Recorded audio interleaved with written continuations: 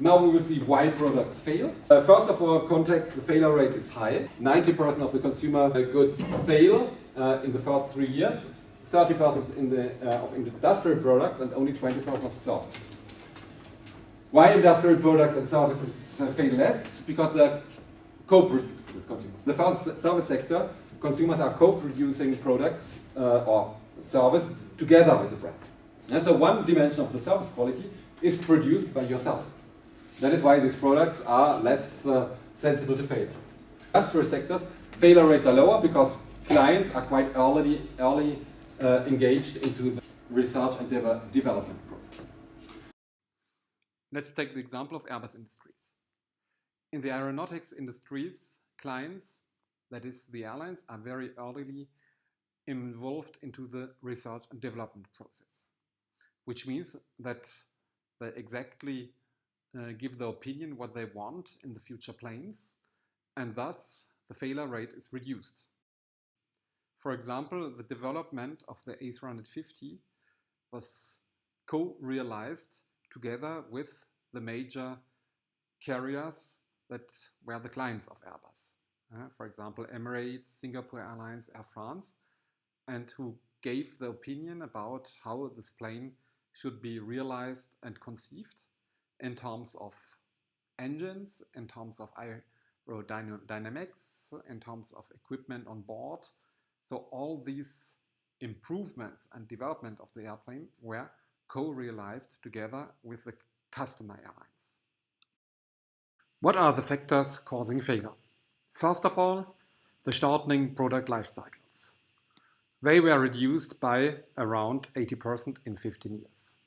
For example, in 2005, the life cycle for a PC or a mobile phone was 9 months and the associated research and development time 15 years.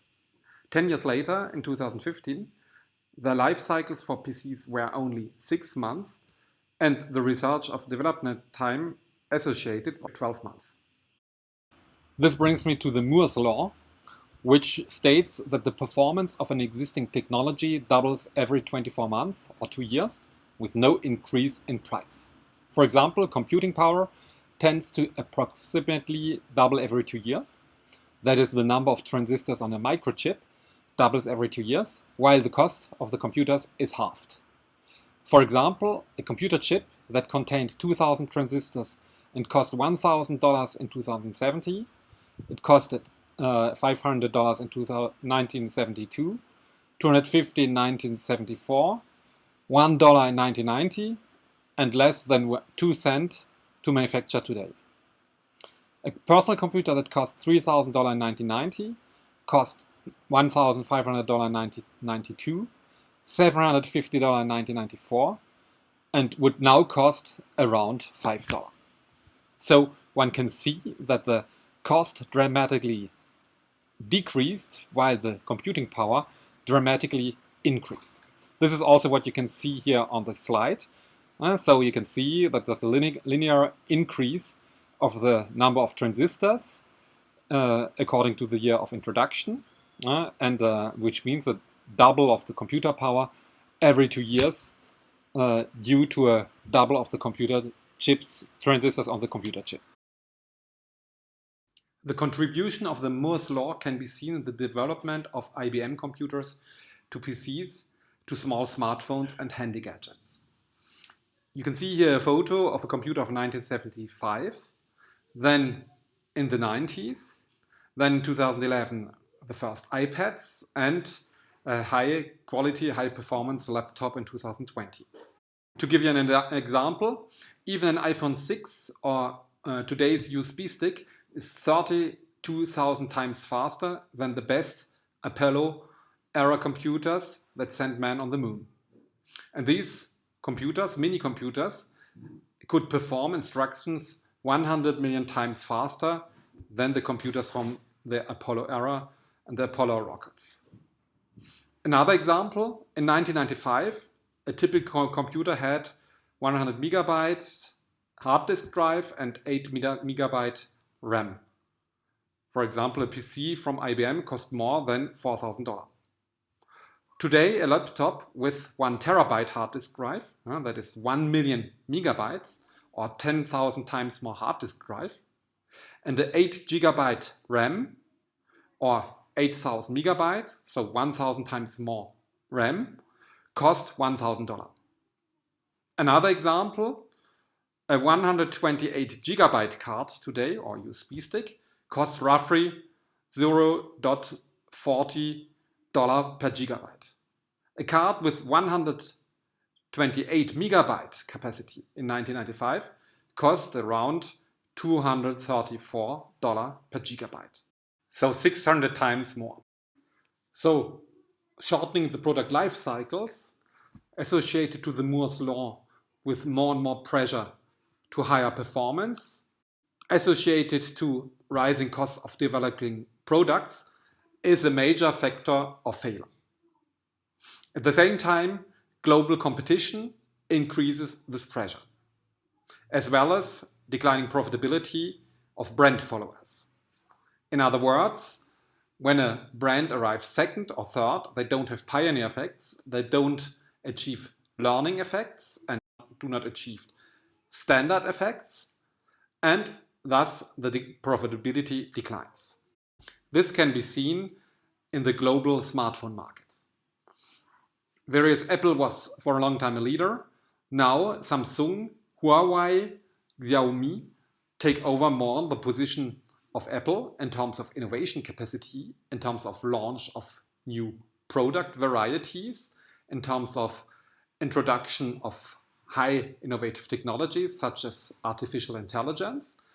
And so through this global competition, the market shares and leadership position of Apple erodes progressively with the emergence of strong competition through Southeast Asia, first from Samsung and more now from Chinese competitors such as Huawei and Xiaomi. Furthermore, there's increasing environmental pressure due to political, institutional and regulatory pressure. For example, regulatory pressure is mounting against tech companies across the EU and the US. This significantly dampens the company's ability to make money from extracting user big data and using it to target ads and to make money. Other examples concerns the artificial intelligence and autonomous cars, which are highly regulated markets to ensure security. Or the tobacco and drug market is also highly regulatory in terms of laws. Furthermore, consumer pressure for safe and eco-friendly green products. 80% of global respondents feel strongly that companies should help improve the environment, according to a study of the survey company Nielsen in 2019. Another study conducted by Marks & Spencer's in 2019 reveals that 90% of the consumer expect environmentally friendly products, but only 10% of consumers are ready to pay more. The respondents expect the industry to absorb the cost. This increases pressure and cost and harms innovation and their success. On the other hand, this opens opportunities for sustainable marketing and transformative consumer approaches through digitalization without product ownership or servitization. Examples are coming from the platform economy, such as Uber or GetAround. This shows that consumers not necessarily need their own products or the ownership associated, but can rent them, and this decreases the environmental pressure and gives new innovation opportunities in the digital world. Next, slow development. The speed to the market is crucial. According to McKinsey, the consulting company, a product launch 6 months behind the schedule will reduce lifetime profits by 30%. Where you're spending 10% over the R&D budget, trims profits by only 3%. Slow product development means high development cost due to longer development time, lower market share and lower scale economies because you're not the pioneer but the follower, and no standard gradation and no privileged client access. And then subsequently no network externalities and no learning effects. And then lower loyalty. Next factor is no standard creation, or the war for the standards. The example comes from the video cassette recorder industry, where for years a format war happened between Philips, Sony and GVC. The first video cassette recorder VCR was launched in 1972 by Philips, but it had very bad image quality. Then in 1975, Sony launched Betamax with improved image quality, but only 1 hour recording. And the video recorder was very expensive. Therefore, Sony missed to create a standard, as very few consumers adopted the Betamax recorder. In 1976, GVC launched the VHS system with lower image quality, but higher record duration, and above all, at a lower price.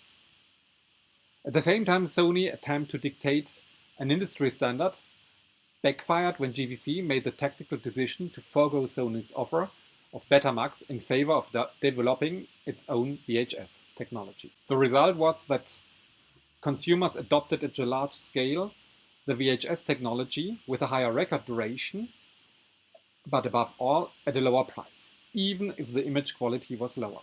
Philips counterattacked with Video 2000 and Sony with high definition Betamax, but in 1983 GVC has created the standard and had 80% of market shares. Philips and Sony resigned on the video market. A similar later format war resulted from a failure to agree on a single standard for DVDs, high definition successor Toshiba HD DVD versus Sony Blu-ray in 2005. This format war ended in a victory for Sony's Blu-ray disc in 2008.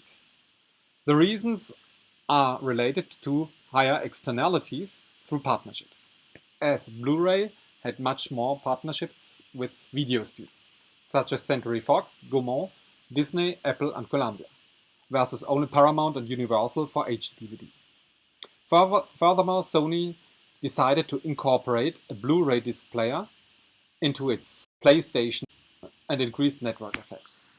Furthermore, with a higher number of users, Blu-ray had also higher direct network effects, which increased the benefits for its system. Another factor is inadequate functional performance. You can take the example of the history of microcomputers or personal computers. The inventor of the micro or personal computer was MITS, which stands for Micro Instrumentation and Telemetry Systems. That introduced in 1974 a build-it-yourself personal computer called the Altair. However, it had no keyboard and no screen, and its output was just a bank of flashing lights. The users input the data by flipping toggle switches. The computer thus had inadequate functional performance and did not create standards. Only in 1976, Bill Gates and Allen started Microsoft, and subsequently Steve Jobs and Stephen Wozniak built a homemade computer that changed the world, the Apple I, as it was more sophisticated than the Altair. It had more memory, a cheaper microprocessor, and a monitor with a screen. In 1977, Apple introduced the Apple II, which had a keyboard and a color screen. Also, users could store the data on an external cassette tape. Apple soon swapped those tapes for floppy disks and subsequently to CDs. To make the Apple II as useful as possible, the company encouraged programmers to create applications for it, and thus created indirect externalities, increasing the benefits. The PC revolution had begun. Soon companies like Tandy, Commodore and IBM had entered the market in 1981, and computers became ubiquitous in offices and homes. So the inventor of the PC, MITS, failed because of inadequate functional performance. Lack of differential advantage and limitation. That is why followers have less profitabilities, because there's generally only place for one. Followers who come too late are punished through the fact that customers don't want to buy imitations. A poor competitive positioning. This is above all a problem when you're doing brand extensions.